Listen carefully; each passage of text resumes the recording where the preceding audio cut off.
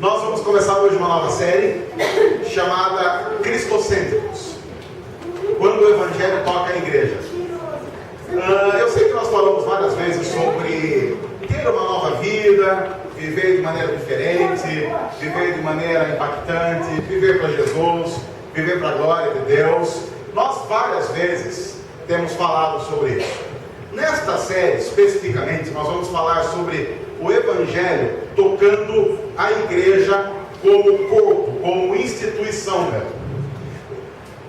A gente vai fazer isso porque algumas coisas acontecendo no mundo e aqui no Brasil, isso tem acontecido também, que precisam ser imediatamente consertadas para o bem da igreja. O pastor Augusto Nicodemos, que é pastor da primeira igreja presbiteriana de Goiânia, na semana passada, falando numa conferência no Mackenzie sobre os 500 anos da reforma, ele disse duas coisas importantes a respeito do momento que nós vivemos. Primeiro, ele disse algo que foi muito forte e corajoso, considerando que ele estava no Mackenzie, que é uma instituição ligada à Igreja Presbiteriana do Brasil, assim como nós. E ele disse o seguinte: a primeira coisa que nós precisamos reconhecer é que uma grande parte dos desigrejados que estão por aí perdidos e sem igreja por culpa, sim, da instituição. Principalmente daquelas instituições que se dão o nome de igreja, mas você entra nelas e elas estão muito mais interessadas em manter as coisas bem para a instituição, ao invés de pregar o Evangelho de Cristo Jesus. E o Augusto diz: nós precisamos assumir que uma parte dos desigrejados, não todos, e ele também disse: não estou defendendo os desigrejados, mas uma parte dos desigrejados é sim culpa da igreja, pelo simples fato de muita gente entrar na igreja querendo encontrar Jesus e não encontrar nem vislumbre de Jesus naquilo que a igreja faz. E ele disse uma outra coisa: a igreja também precisa tomar muito cuidado, porque a igreja deixada para caminhar sozinha, sem que você constantemente vá dizendo para ela o que ela precisa fazer e acertando os rumos da igreja, a igreja deixada por si só não vai se reformar nunca, ela vai se deformar. E a gente entende muito bem isso, porque imagine você, e você de repente resolve que você vai parar de cuidar da sua saúde. E você diz assim: quer saber? O meu corpo vai dar conta de tudo. Então você começa hoje a só comer mal, muito mal, e você começa a fazer tudo o que os médicos dizem que você não deve fazer. Talvez daqui a um mês, se você for fazer os seus exames de sangue, você não vai notar tanta alteração assim. Você vai ter talvez uma alteraçãozinha aqui e ali, mas você está pensando: não, deixa que a própria natureza do meu corpo vai cuidar de mim. Daqui 6 meses, se você for fazer os mesmos exames, qual vai ser provavelmente o resultado? O médico vai olhar para você e falar assim: olha, meu filho, você está precisando cuidar da sua saúde. 6 meses depois, o seu corpo não deu conta dele mesmo, porque naturalmente nós caminhamos para deformação. Se você tem alguma dúvida de que você naturalmente e tranquilamente está caminhando para a deformação, basta se olhar no espelho. Simples. Ou então, quando você pega aquelas fotos, sei lá, de 10, 15 anos atrás, e você olha para você mesmo e você tem um choque de realidade de como é que você envelheceu. Basicamente isso. De como nós temos a capacidade com o tempo, salvo raras exceções, de perder cabelo e ganhar quilos. E isso vai acontecendo com a gente. E o Augusto Nicodemos estava dizendo: a igreja é assim. Ela deixada por si só, e se você não trabalhar para reconduzir a igreja como instituição, dia após dia, ao seu rumo, ela vai se deformar. Então, a partir dessa realidade, é que nesse mês nós vamos tratar desse tema, de uma igreja como instituição, como povo, sendo cristocêntrica, ou seja, fazendo tudo centrado em Jesus. Isso vai trazer uma série de implicações, uma série de traumas, uma série de necessárias mudanças, mas nós vamos falar sobre todas elas durante todo esse mês. Eu vou começar hoje falando sobre a necessidade capacidade de compreendermos a missão como igreja. Eu sei que eu já falei sobre missão, de que você deve pregar o Evangelho. Eu sei que eu já falei sobre missão, de como você deve devotar a vida a Jesus. Mas há algo que nós precisamos compreender. Igreja, como instituição, também precisa se converter ao Evangelho.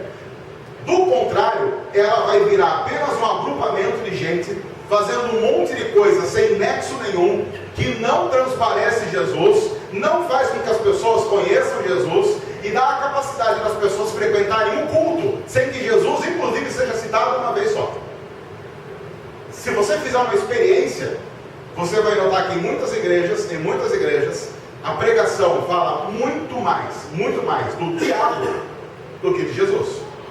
E isso é sintomático, e isso tem a ver com uma doença que tem atacado a igreja do Senhor Jesus, principalmente em nosso tempo. Eu vou ler um texto, e a partir do texto eu vou falar um pouco sobre a nossa missão como comunidade cristã, e como isso tem que afetar obrigatoriamente tudo que nós fazemos. Eu vou usar o texto do segundo livro dos Reis, capítulo 7, que é uma história que eu já citei aqui, a gente já conversou sobre ela, mas agora nós vamos olhá-la através desse outro viés.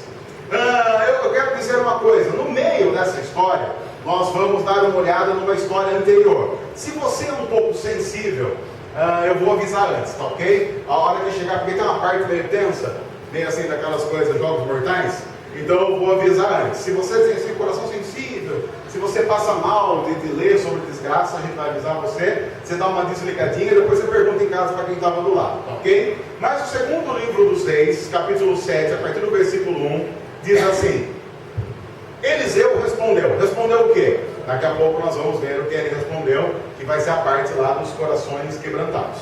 Eliseu respondeu: ouçam a palavra do Senhor. Eliseu é um profeta, tá?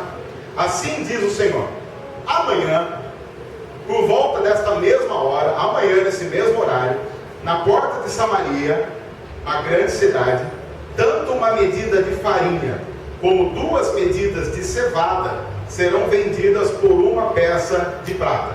E aí você lê esse texto e você pensa assim: olha, se é um profeta que está falando, deve ser um negócio legal. Deus está falando para o povo, o profeta está falando que Deus falou para o povo, e deve ser um negócio bem interessante. Se você não compreender o que está acontecendo em volta, você perde muito da força do que o profeta Eliseu está dizendo.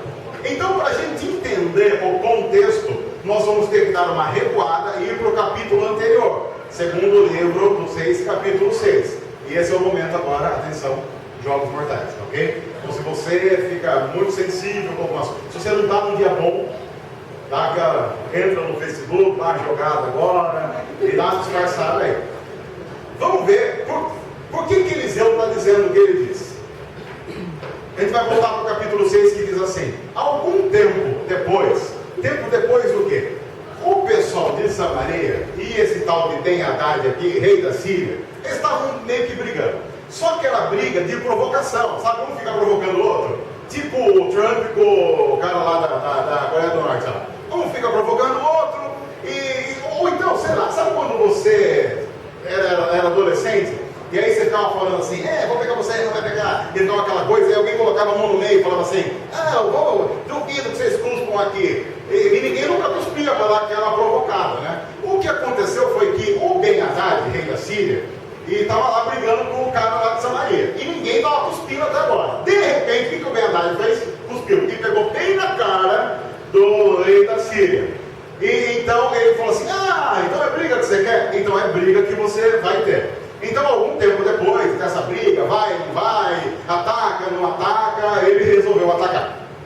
E o que ele fez? Ele mobilizou todo o seu exército e cercou Samaria. O cerco durou tanto e causou tamanha fome que uma cabeça de jumento mesmo, tem gente que eu sei aqui, o pessoal já deve ter visto isso, tem gente que assa a cabeça de leitoa. Vocês já comeram cabeça de leitoa? Vocês nunca comeram, já?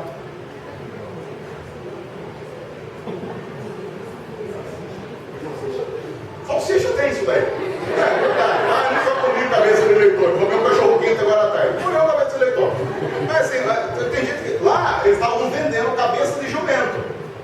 E aí, a cabeça de jumento chegou a valer 8 peças de prata. Em uma caneca de esterco de pomba, 5 peças de prata. O que eles faziam com a caneca de esterco de pomba? O que eles faziam? Era tipo aquele Cup Noodles. Era mais ou menos isso. Na verdade, aqui era basicamente um menu, né, muito chique, de Samaria cercada pela Síria. Então eles faziam um assado de cabeça de pombo, regaram um molho de esterco de pomba. E aí você pensa assim, ai, nossa, que nojo, mas não tá tão ruim assim. Ah, agora pior. Um dia, olha só, quando o rei de Israel inspecionava os muros da cidade, uma mulher gritou para ele, socorro, majestade. O rei respondeu, se o senhor não socorreu, minha filha, como poderei ajudá-la? Acaso há trigo na eira ou vinho no lagar? E atenção, contudo ele perguntou, qual é o problema? Ela respondeu, esta mulher me disse, vamos comer o seu filho hoje e amanhã comeremos o meu. Então cozinhamos o meu filho e o comemos. No dia seguinte eu disse a ela que era a vez de comermos o filho dela, mas ela o havia escondido.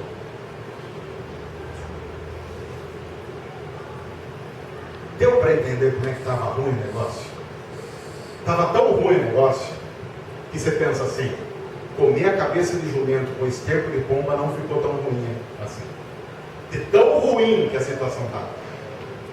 As mães que estão aqui devem estar com aquele sentimento assim de aquela pré-vontade de vomitar, não pelo esterco de pombo, mas porque um dia uma mãe chegou para outra e falou assim, você tem um filho, eu tenho um filho, vamos cozinhar o seu e a gente come, e amanhã cozinha o meu. E a briga era porque a outra não quis cozinhar o próprio filho no dia seguinte. E ela pede ajuda ao rei. Reginaldo, volta um slide para a gente, por favor. Agora a gente vai voltar para a profecia de Eliseu. Eliseu está dizendo, nesse contexto, o seguinte, amanhã, a essas horas, o Senhor está dizendo que na porta de Samaria, tanto uma medida de farinha para fazer um bom pão, massa, essa coisa que a gente gosta, como 2 medidas de cevada para fazer pão também, se quiser fazer. Dá para fazer pão de cevada, não dá para fazer pão de cevada? Dá para fazer pão de cevada, porque senão o pessoal fala, lá vem eles. Mas se quiser fazer também comida e bebida, já dava também. Já tinha ali a receita. Se quisesse fazer, fazia. Serão vendidos por quanto? 1 peça de prata. Olha a diferença de cima e embaixo. Você vai comprar farinha e cevada por 1 peça de prata. Mas até hoje, até agora, você tinha que comprar 1 cabeça de jumento, quanto? Por 80 peças de prata. 80 peças de prata hoje compram 1 cabeça de jumento. E 5 peças de prata, uma caneca de esterco de pomba. Amanhã, 1 peça de prata compra o quê? Compra 1 medida de farinha ou 2 medidas de cevada. O que Eliseu está dizendo é o seguinte, gente, vai acontecer algo entre hoje e amanhã, algo completamente inimaginável. Vai acontecer algo grandioso demais.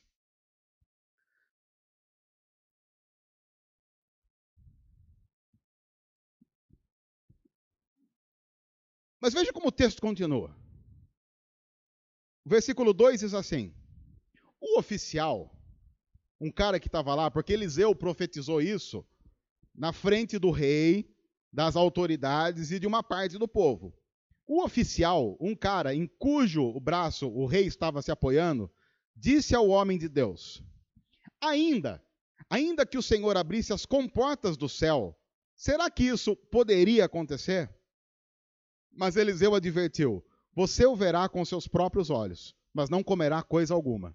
Aqui eu vou fazer um spoiler rapidinho, porque na parte que a gente não vai ler, que eu espero que você leia em casa, a continuação da história até o Apocalipse, diz o seguinte, Diz que esse cara aqui, porque daí aconteceu um negócio que daqui a pouco eu vou falar, e o pessoal saiu em debandada pela porta da cidade. Esse cara estava do lado da porta, eles derrubaram a porta, aquelas portas enormes de cidade antiga, e a porta caiu em cima dele e esmagou ele. Então, 24 horas depois, esse cara aqui também estava morto. Ele duvidou e por aí vai. O que eu quero dizer é que Eliseu está trazendo uma palavra de Deus para um povo totalmente desgraçado. Isso tem muito a ver, claro, com a missão da igreja. A missão da igreja tem a ver com falar sobre algo inimaginável, que é a restauração de toda a nossa vida e de toda a nossa história, que só é possível na cruz. Mas uma coisa que as pessoas sempre falam é o seguinte, mas eu não sei se eu sou tão estimulado assim a fazer isso, e se nós como igreja devemos fazer isso, sabe por quê? Porque você já notou como muita gente simplesmente não liga para isso e não dá ouvido para isso? Eu não sei se tem sentido fazer com que a nossa igreja faça todas as coisas tentando pregar Jesus, e eu não sei se não é importante, às vezes, a gente fazer algumas coisas para agradar nós só. Porque tem muita gente de fora da igreja que não valoriza isso. Eu sempre digo para essas pessoas o seguinte, eu não sei se você está sabendo, fica aqui a informação, na próxima quarta-feira, porque a Mega Sena acumulou ontem, não sei se está sabendo, estão sabendo? Que a Mega Sena acumulou? Ah, é verdade. Eu estou no ambiente evangélico em que as pessoas não jogam na Mega Sena.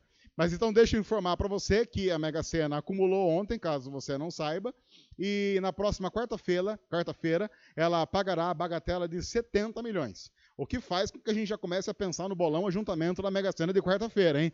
Se a gente encontrar aqui 70 pessoas, faz um bolão, ganha 70 milhões, 1 milhão cada um, olha, a gente já faz um acampamento também em Cancún para nós aqui. Deixa os adolescentes fazer um acampamento, a gente faz um em Cancún para nós.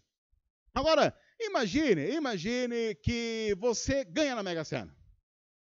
E você ganhou na Mega Sena, você, sei lá, vai contar para alguém. Você talvez não conte para todo mundo, mas para alguém você vai contar. Agora, imagine que eu chegue, sei lá, vou jogar pro Robert. Aí eu chego pro Robert, aí eu falo assim, Robert, cara, você não vai acreditar. Aí ganhei na Mega Sena, 70 milhões. Aí o Robert olha assim no mim e fala assim, duvido. Eu falo, não, ganhei sim. Aí eu pego lá o comprovante e falo assim, tá aqui o bilhete, ó. Pode ver. Ele olha assim e fala, duvido que você ganhou, isso aqui é montagem.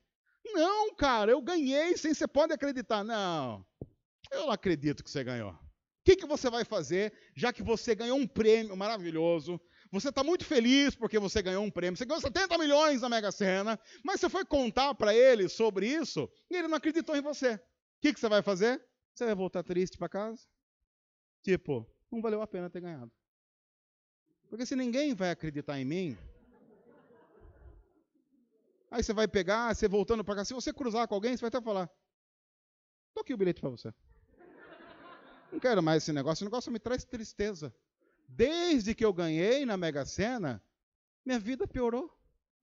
As pessoas não acreditam em mim. É isso que você vai fazer. Porque, claro, quando você ganha um prêmio muito, muito bom, e você conta para alguém, e essa pessoa não acredita, é óbvio que você abre mão do prêmio e começa a viver como se o prêmio não existisse. Porque essa é a coisa mais inteligente a ser feita. Não é? Não! O que talvez eu vá pensar em fazer é o seguinte, o Robert não acredita? Agora eu vou provar. E como é que eu vou provar? Simples. Eu vou provar com o meu estilo de vida que eu ganhei. Aí eu vou chegar para o Robert sem querer, olha o que eu faria. Vou chegar para o Robert sem querer e falar, Robert, eu tenho que buscar um negócio ali em São Paulo. Vamos comigo para eu não ir sozinho? Vamos. Aí a gente entrava no meu Prisma, montava lá no Prisma e ia. Eu ia direto, não sei se não mudou, é lá. Eu ia direto para a Avenida Bandeirantes, perto do aeroporto de Congonhas. Porque se não mudou, na Avenida Bandeirantes, perto do aeroporto de Congonhas, você tem uma concessionária da Porsche, uma concessionária da Ferrari, ainda tem, e uma concessionária de iate. É uma coisa linda aqui. Você fala, eu fico em crise quando eu passo lá, porque eu não sei se eu compro um Porsche, uma Ferrari ou um iate. Aí eu falo, como eu estou em crise, eu não paro em nenhum para não gerar mais crise. Aí o que eu faria? Eu chegaria na concessionária da Porsche. Qual que é o Porsche mais caro? Porsche topzão, assim, tipo Tempra 93. Qual que é o Porsche Mega? esses Porsche aí. Eu ia chegar e ia falar assim, moço, qual é o mais caro? E o Robert do lado.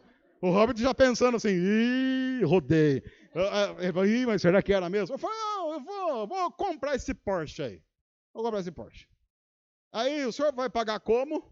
Aí eu pegava o meu talão de cheque e passava na cara do Robert? Não! Eu teria sido muito mais esperto, eu teria enchido o porta-mala do meu Prisma de Money de uma tal forma que o cara perguntasse assim, vai pagar o Porsche como? Em punhado de dinheiro. Aí eu ia lá, enfiava a mão num punhado de dinheiro e jogava na mesa dele, ostentando. Nessa hora o Robert já está pensando o quê? Ganhou na Mega Sena. O desgraçado ganhou na Mega Sena. E não pararia aí, porque eu ia entrar no carro, no Porsche, fazia toda a transferência do dinheiro, andava mais um pouquinho e falava assim, minhas filhas adoram o mar, vou comprar um iate. E eu já chegava ostentando e falava assim, esse iate custa quantos punhados de dinheiro? Porque aí eu ia comprar as coisas em punhado. Se não desse, por exemplo, eu ia num bar, eu ia comprar paçoquinha em punhado. Eu ia ostentar a vida toda a partir daquele momento. Porque, claro, se alguém não acredita que você ganhou na Mega Sena, a coisa mais inteligente a fazer a partir de um prêmio de Mega Sena é viver de uma tal forma que a sua vida prove que você ganhou. Porque se a sua vida provar que você ganhou, aquela pessoa que duvidou que você ganhou, vendo o bilhete ou ouvindo a mensagem, vai ter que dizer, esse cara ganhou. Esse cara ganhou. O grande problema que eu estou dizendo com isso, e eu espero que você tenha entendido que eu não estou dizendo de Mega Sena, eu não estou falando de Mega Sena, é que a gente apresenta o evangelho para a pessoa diz assim, eu não acredito, e você pensa, então não é mesmo. Então esse negócio do evangelho é uma furada, porque eu me converti, agora eu creio em Jesus, fui contar para a pessoa, ela disse, eu não acredito. Você fala, não acredito, então deve ser verdade mesmo. E a gente não consegue pensar que o nosso estilo de vida tem que demonstrar que aquilo que nós estamos falando é totalmente verdadeiro. Isso é importante porque, se assim for, a história da igreja como instituição muda. Porque a igreja começa a pensar assim, como é que os nossos cultos vão mostrar Jesus? Porque não adianta nada uma igreja se reunir para cultuar Jesus e o culto não for uma missão que a igreja faz para revelar Jesus. Porque já imaginou? Imagine alguém que nunca teve uma Bíblia diante de si aberta, nunca ouviu uma mensagem cristã, e ela chega na igreja e ela olha para o que está sendo cantado. O que está sendo cantado vai dizer o que para ela a respeito de Jesus? Uma igreja cristocêntrica é preocupada em cantar a respeito de Jesus. E isso quebra, inclusive, gosto de pessoal, de quem canta, de quem toca, de quem faz qualquer coisa, como deveria quebrar o coração de quem compõe. Isso muda também, e deveria mudar, a pregação de quem prega.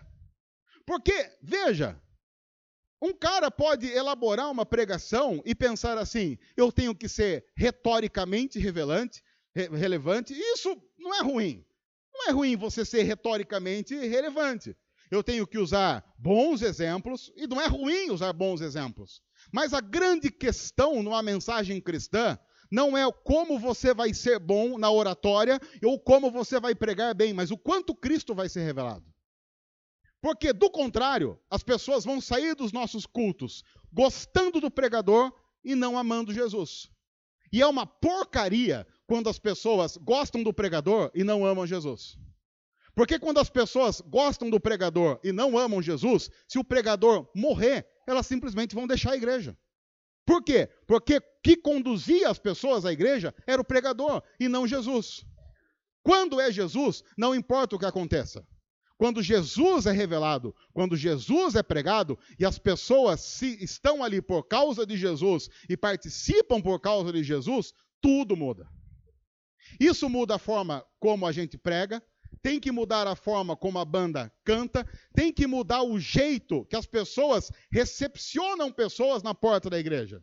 Porque quando nós fazemos tudo para a glória de Jesus, alguém que está na igreja dando um simples bom dia ou boa noite vai pensar assim, esse pode ser o último bom dia que essa pessoa vai receber, ou o último boa noite que essa pessoa vai receber antes de conhecer a Cristo. Então esse tem que ser um boa noite ou um bom dia especial. Ele para de receber as pessoas na porta como uma mera formalidade, mas começa a recebê-las desde a porta como alguém que está entrando e pode ter um real e definitivo encontro com Jesus. E isso muda tudo. Muda a forma como nós nos reunimos em pequenos grupos durante a semana. Porque aí, quando Jesus é o centro de toda a nossa história, da instituição e da igreja, os nossos grupos deixam de ser reunião em que a gente se reúne porque tem hora marcada com as pessoas e porque combinou de levar alguma coisa para comer. Essas coisas em si não são ruins.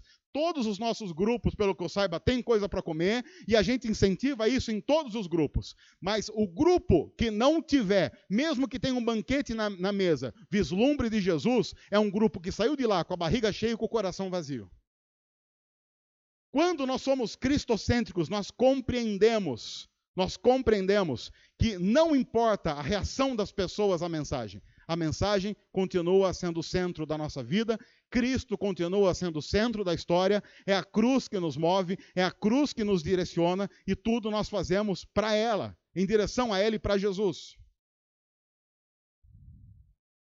Veja como isso vai ficar evidente na história que é contada logo depois.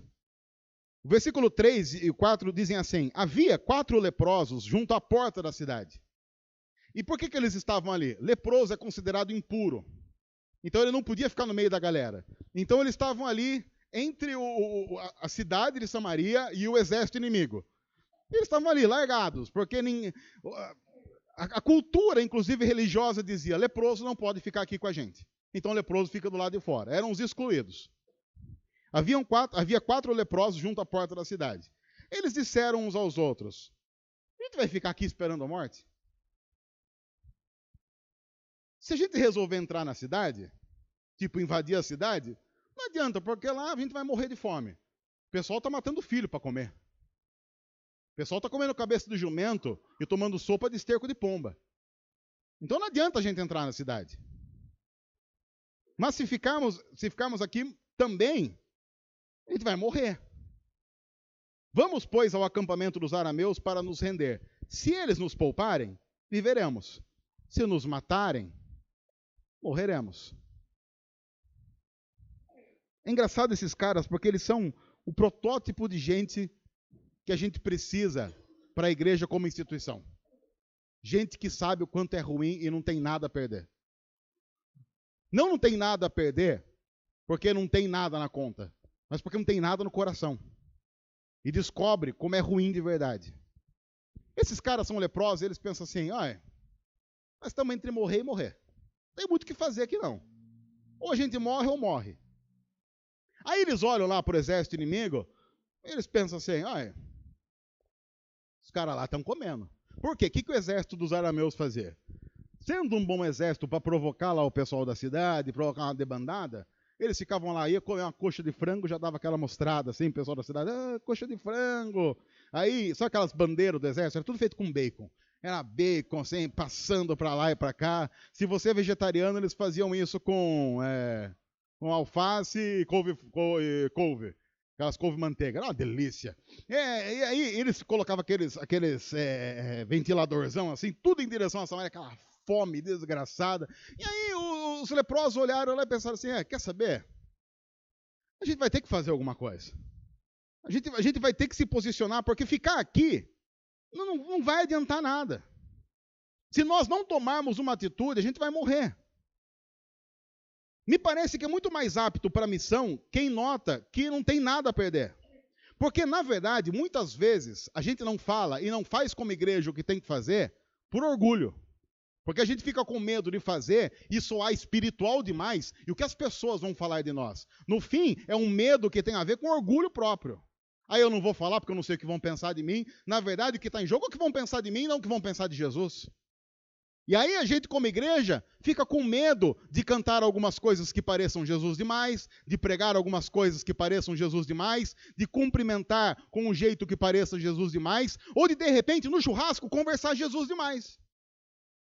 E aí a igreja vai começando a fazer coisas e tantas atividades que vão nos distanciando e nos protegendo de ter que falar de Jesus. Porque falar de Jesus, vamos combinar, às vezes é constrangedor. Claro, eu não teria vergonha de falar do prêmio da Mega Sena, mas falar de Jesus, eu morro de vergonha. Esses leprosos entenderam: a gente não tem nada a perder. E quem não tem nada a perder, acaba não tendo medo de colocar a cara onde a maioria não tem coragem. E eles dizem: quer saber? vamos lá para o exército inimigo. Vamos lá ver o que vai acontecer.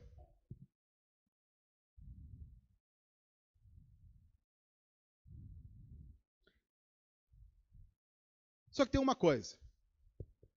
Pense que você é o leproso. E lá está o exército inimigo. Há um problema de você, às vezes, se engajar na missão. Porque eles estão pensando assim, se a gente for lá, vamos lá. Chega lá, eles são misericordiosos com a gente. Se eles forem misericordiosos com a gente, o que vai ter que acontecer? Nós vamos viver lá. Talvez como escravo. Mas escravo que tem o que comer. Escravo que tem o que beber e tem um lugar para morar. No entanto, não se esqueça. Se você vai para onde tem que ir, faz o que tem que fazer e encontra misericórdia de quem você não esperava, lembre-se, você vai ter que começar a viver de acordo com o jeito dele. Esses caras teriam que viver como arameus a partir daí até o fim da vida. Entendeu?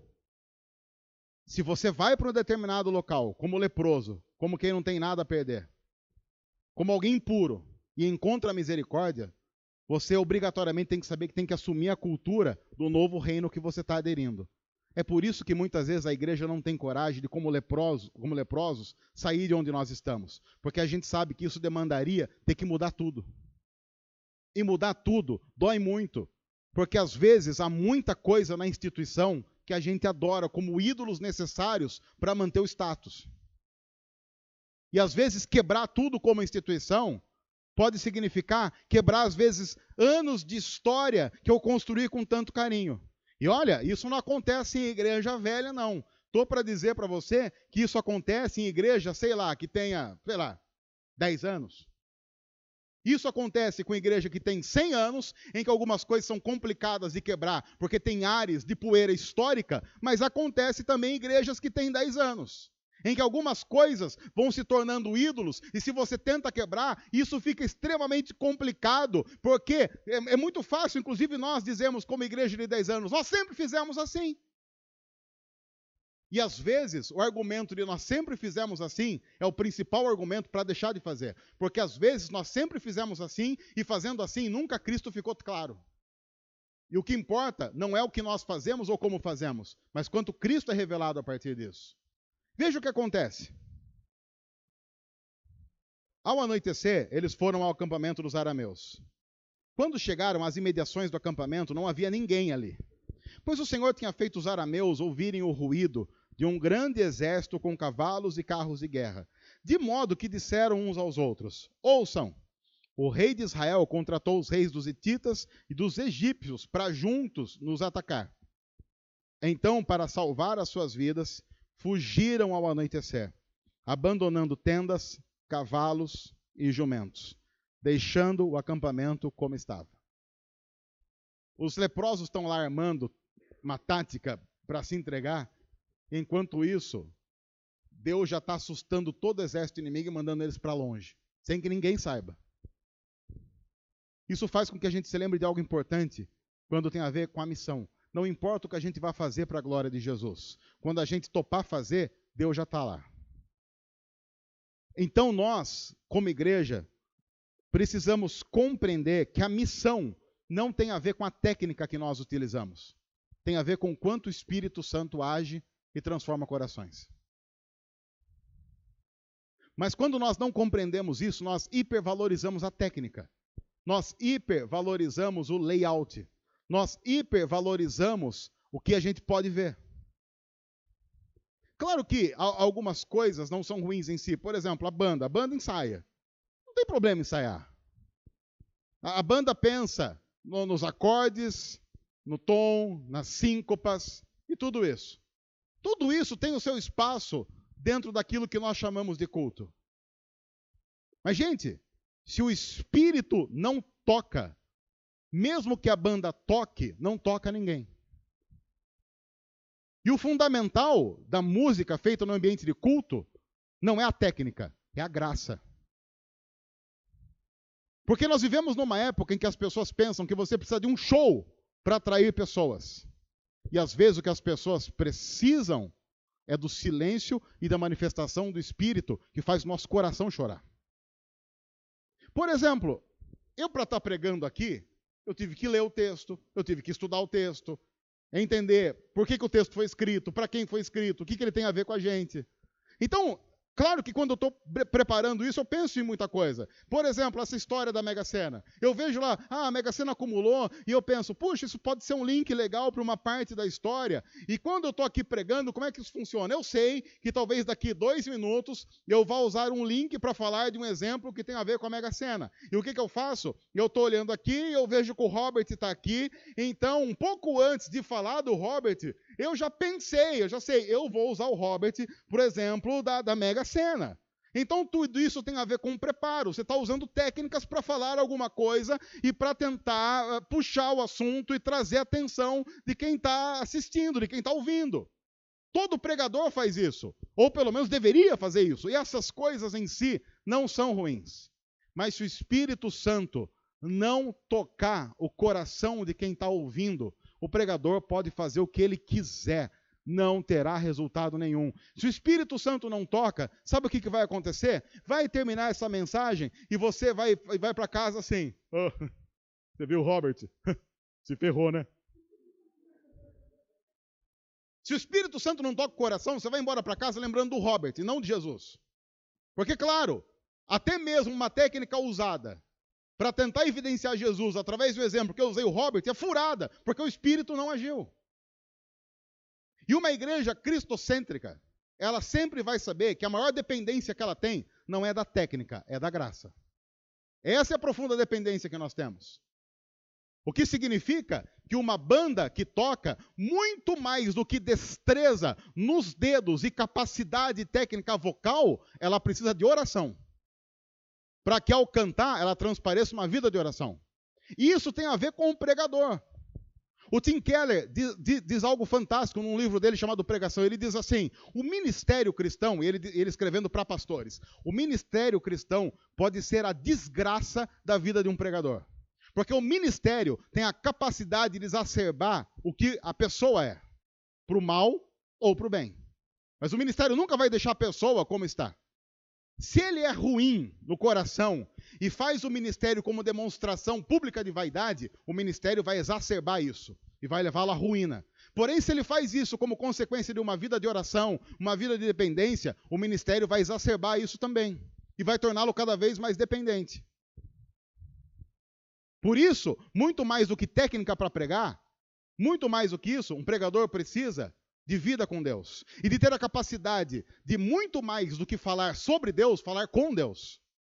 Porque nós estamos vivendo uma época em que sim, as pessoas falam muito mais sobre Deus, e cristãos têm essa capacidade, do que com Deus.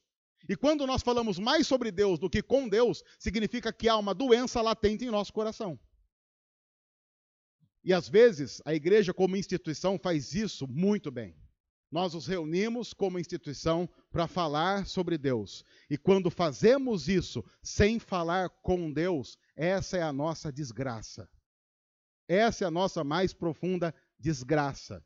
Porque o ministério e a vida institucional vai apenas com o tempo demonstrando que nós sabemos fazer muito bem algumas coisas, porque já fazemos há algum tempo. E nós aprendemos, inclusive, a fazer sem ser.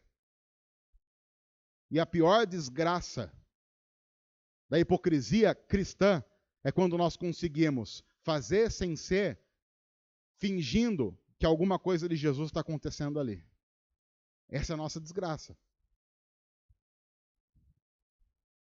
Esses caras vão para o acampamento, mas Deus já está lá. Eles confiaram, vamos chegar lá e vamos dialogar. Vocês não vão ter que dialogar coisa nenhuma. Deus já fez o que tem que fazer. Vamos lá, vamos apresentar o nosso currículo. Vocês não vão ter que apresentar coisa nenhuma. Deus já foi lá. Deus já está lá. Só que veja agora. Tendo chegado às imediações do acampamento, os leprosos então entraram numa das tendas. Comeram, beberam, pegaram prata, ouro, roupas e saíram para esconder tudo. Depois voltaram e entraram noutra tenda, pegaram o que quiseram e esconderam isso também. Então disseram uns aos outros: nós não estamos agindo certo. Este é um dia de boas notícias e não podemos ficar calados.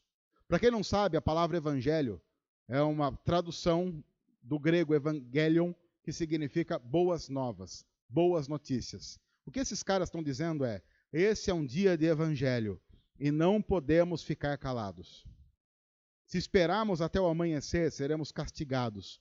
Vamos imediatamente contar tudo no palácio do rei. Esse é dia de evangelho. A gente não pode ficar calado. A missão não tem a ver com cumprir uma agenda, mas tem a ver com entender a graça que está sobrando. Esses caras entenderam que enquanto eles estavam comendo e se fartando, eles lembraram que tinha mulher querendo cozinhar o próprio filho. E eles pensaram: a gente não pode fazer isso. A gente não pode encher a barriga enquanto tem gente morrendo de fome. A gente não pode fazer isso. É desumano fazer isso. A gente não pode caminhar feliz para o céu como se isso fosse tudo, enquanto um monte de gente sofre as piores coisas por não conhecer o Evangelho. Enquanto eu posso trazer uma boa notícia e não faço por desleixo e preguiça. E às vezes o maior problema da igreja não fazer missão como instituição é que ela tem preguiça. Porque fazer missão dá trabalho, porque faz com que a gente tenha que pensar inteligentemente a respeito da cruz e do Evangelho. É por isso, inclusive, na facilidade de querer pregar uma mensagem, que muitas igrejas falam muito mais sobre o diabo do que sobre Deus. Até porque diabo, pelo diabo, dá resultado a curto prazo muito mais rápido que Deus. Quer ver só? É simples. Imagine que eu chego aqui para você e fale assim: e você não conhece Bíblia, você não conhece muito do que deveria conhecer, e eu falo assim para você: Deus me revelou, mas Deus revelou, não esqueça, que se você não doar hoje R$500, ele vai liberar o diabo para pegar a sua vida, dar doença em você e até tentar matar um dos membros da sua família. Mas, claro, eu estou dizendo isso num contexto em que você lê a Bíblia e você está falando assim: nossa, que idiota ele falar isso. Mas num contexto em que as pessoas estão em igrejas que não fazem missão e não estão centradas na cruz e não conhecem a graça, e tudo é peso, tudo é obrigação, qual é a única coisa que resta fazer? Pôr a mão no bolso. No entanto, o Zé Bruno, Zé Bruno do Resgate, todo mundo conhece o Zé Bruno aí. Ele disse algo num treinamento para plantadores, e ele diz algo na igreja dele muito interessante. Ele diz assim: nós somos de uma nova leva de igreja em que a gente ensina as pessoas a fazer por graça, a fazer por gratidão, inclusive a contribuição financeira. E ele diz: só que essas igrejas que fazem isso estão penando. Por quê? Porque como as pessoas historicamente não estão acostumadas com graça, mas com peso, quando vem a graça, geralmente as pessoas relaxam. E quais são as igrejas que estão nadando em dinheiro? As que dizem que o diabo vai vomitar em você se você não der. Só que muita igreja que não diz que o diabo vai vomitar em você, mas que diz que você deve doar por gratidão, estão passando por perrengues financeiros, e algumas delas correndo o risco de fechar. E ele disse algo importante para a igreja dele que eu quero reverberar aqui. Se uma dessas igrejas fecha, dessas igrejas que tratam contribuição de maneira bíblica, fecha, é munição para a igreja sem vergonha, que vai dizer assim: tá vendo?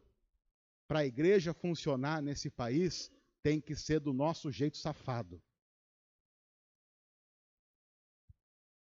Então, veja, tudo o que nós fazemos pensando em missão. Nós fazemos pensando na glória de Jesus e não na mera sobrevivência da igreja. E isso muda tudo. Outra coisa é que, quando a gente compreende a missão e o evangelho, a gente para, inclusive, como igreja, de fazer as coisas por vingança. A gente faz por amor a Deus e não pelo desejo de mostrar algo para aqueles que não acreditaram em nós. Você lembra da história dos leprosos? Onde é que eles estavam no começo do texto? Os leprosos estavam no começo do texto, na porta da cidade do lado de fora, porque eles eram impuros. Agora é a hora da vingança. Agora é a hora do leproso sentar lá para comer o seu pedaço de frango e falar assim, vamos sentar aqui e ver a cidade morrer? Porque eles tinham colocado a gente para fora mesmo. Agora é a hora da gente se vingar. Agora é a hora da gente se vingar. Agora é a hora que a gente se consagra.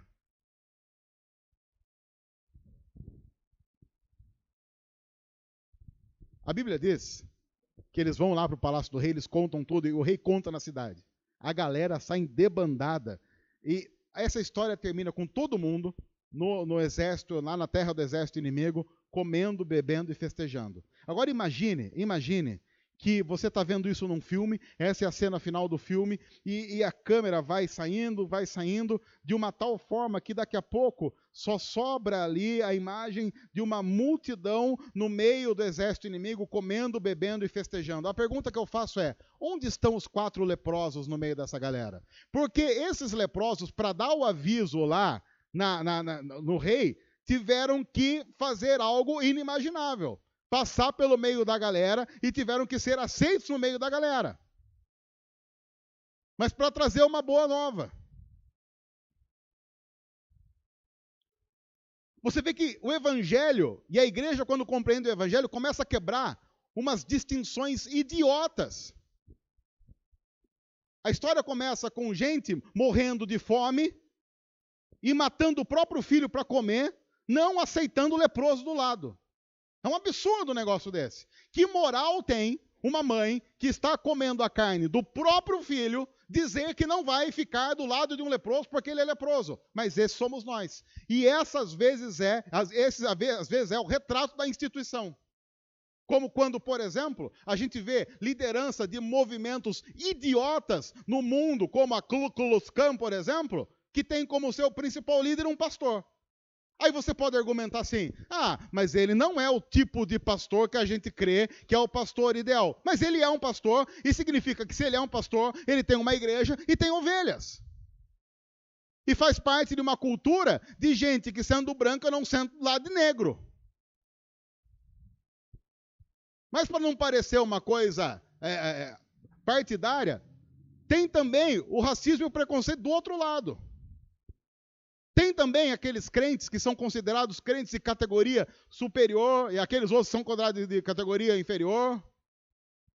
Tem o pentecostal que fala que o não pentecostal é frio. E tem aquele que é chamado de frio pelo pentecostal que fala que o pentecostal é um cara que não estuda. E aí fica aquela briga desgraçada da instituição contra outra instituição. E é horrível quando as instituições fazem competição para ver qual instituição é mais institucionalizada do que a outra. E o evangelho indo para o ralo. Não porque o evangelho é ruim, mas porque ele acaba indo para os porões onde nós não imaginamos que Deus está agindo e que Deus está fazendo. Leprosos têm que vencer uma série de barreiras para chegar e contar para o rei o que está acontecendo. Mas as pessoas da cidade também têm que ter as suas barreiras quebradas. O evangelho é aquele que faz que no final todos estejam juntos. Eu brinco aqui, e às vezes brincando, eu não sei se as pessoas levam a sério o que a gente diz, mas eu sempre brinco a partir de algumas coisas que eu gosto ou não gosto. Por exemplo, eu sempre brinquei aqui falando, você vai chegar no céu, imagina que você chega no céu, sei lá, você vai ser vizinho da Cassiane. Por que eu falo isso? Deixa eu explicar. Eu não gosto da Cassiane. Não gosto da Cassiane como pessoa. Não conheço, nunca conversei com a Cassiane. Pode ser uma flor de formosura. Eu não gosto das músicas da Cassiane, porque é gosto pessoal. Até porque eu gosto de algumas músicas, você deve odiar. É uma questão assim, de gosto. Eu não gosto de ouvir Cassiane, eu gosto de Vando, por exemplo. Tem gente que odeia Vando. Direito, você não tem problema, não vou discutir gosto. Eu não gosto de Cassiane, gosto pessoal. Não estou dizendo que Cassiane não é cristã, não estou dizendo que ela é qualquer coisa, não, estou dizendo eu não gosto. E às vezes eu fico brincando assim, olha, imagine, você chega e você vai morar no céu do lado da Cassiane, porque assim, o céu é louvor, e a Cassiane louvando do seu lado 24 horas por dia pela eternidade, para mim, não, mas a Bíblia diz que Deus dará para nós um novo corpo e novas pregas vocais, então pode ser que mude. Mas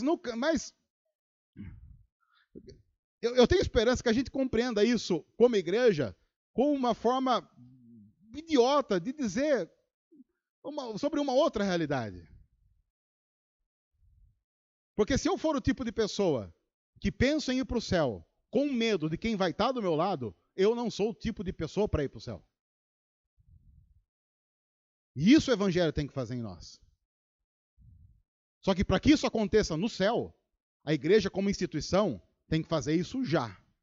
Por isso a pior igreja é aquela que não junta um monte de gente diferente.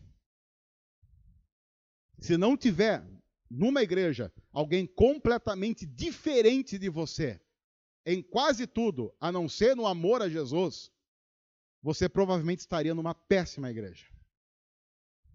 É por isso que uma igreja tem que ter gente que tem boa cultura, porque talvez tenha tido oportunidade, e gente que não tem cultura nenhuma porque não teve oportunidade alguma. Tem que ter aquele que tem uma boa história e tem que ter aquele que tem péssima história. Tem que ter aquele que canta bem e tem que ter aquele que você sabe que quando canta os anjos tampam o ouvido. Não é? Eu gosto disso em igreja. Às vezes a igreja tem disso, você deve ter passado por isso. Às vezes você está lá louvando a Deus tal, e aí o irmão que está assim atrás de você, ele canta numa desafinação que você começa a desafinar também. Você começa a fazer a quinta voz. Totalmente fora. Tem gente que olha e pensa, estragou o meu louvor. Se o louvor é medido pela técnica, a gente deveria contratar só profissionais para fazer. A gente só não pode esquecer que o louvor que Deus ouve não sai de lábios, mas sai de corações. E às vezes o coração daquele que canta mal na boca canta muito melhor do que o melhor cantor admirado, às vezes, por milhões. Uma igreja que entende a missão consegue diagnosticar isso.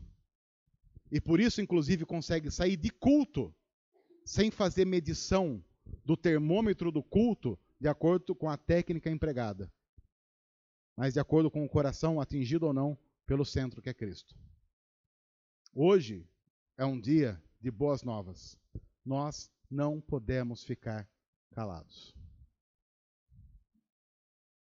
Hoje é um dia de boas novas. E quem se farta enquanto alguém do lado morre de fome, não compreendeu o Evangelho. O meu desejo profundo é que Deus faça de nós, por mais estranho que possa parecer, que Deus faça de nós leprosos. Gente que entendeu que não é nada, que não tem nada a perder, mas que termina a história num banquete.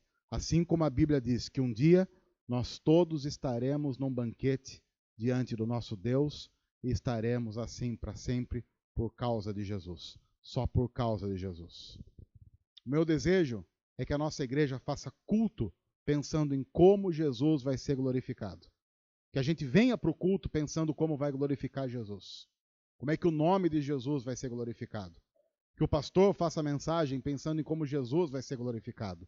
Que os grupos se reúnam, os seus líderes pensem os grupos a partir de quanto Jesus vai ser glorificado.